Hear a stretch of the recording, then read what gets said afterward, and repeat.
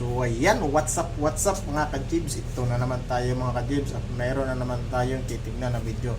Ang video ito mga ka-jibs, ipapakita ko sa inyo yung aming freshwater tank na lilinisin.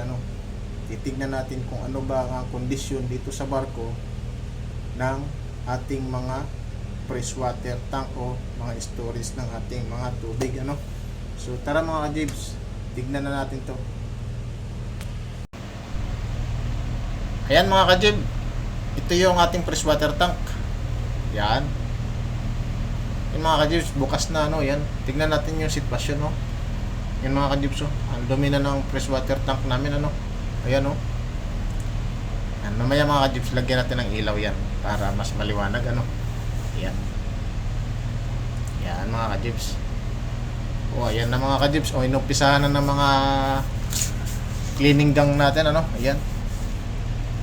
Si Busong ang nangunguna, Busing Si Busing ang nangunguna mga ka-jibs Ayan Tatlo lang silang naglinis mga ka-jibs kasi maliit na tangke lang naman yan. Balik kalahating araw lang nila titirahin lang yan mga ka-jib. Tingnan natin mga ka-jib kung anong ginagawa nila. Sus, tingnan mo mga ka-jibs grabe makalawang na at kulay kalawang na yung putik niya mga ka-jibs Yan ito yung storage tank ng aming freshwater tank mga ka-jib. So ayan mga ka-jib, medyo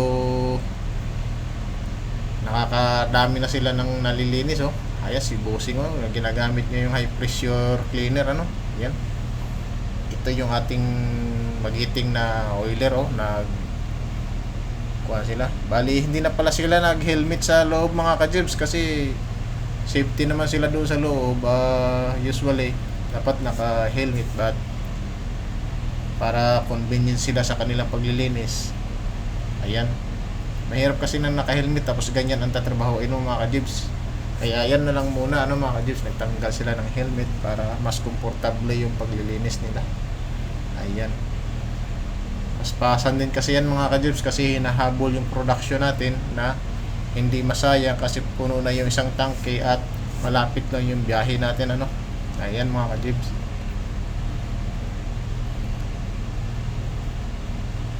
Grabing bakbakan yan mga ka-jibs Ayan grabe ang dumi talaga mga ka-jib. Duroy mo parang tatlong taon. 3 taon walang linis mga ka-jib. Ayan mga ka-jib, medyo luminaw-linaw na Yan high pressure cleaner lang ang malakas mga ka-jib. So yan mga ka-jib grabe itong linisan natin Narito na sila sa pangalawang parte ng sa may bungad na ng tangke. Ayan.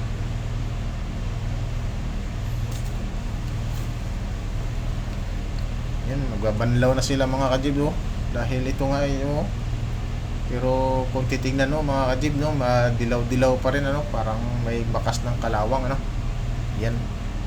Yan kasi ang problema mga ka-jib, yung ang tubig natin is nahaluan ng mga supply sa shore o yung mga sinusupply na ino-order sa labas Kaya mas maganda pa rin yung production na ginagawa ng ating freshwater generator na nilalagay sa ating tangke para sigurado talagang malinis. Pero ito kasi mga ka-jib, nahaluan na ito ng mga mga ino-order sa labas na freshwater Ayan.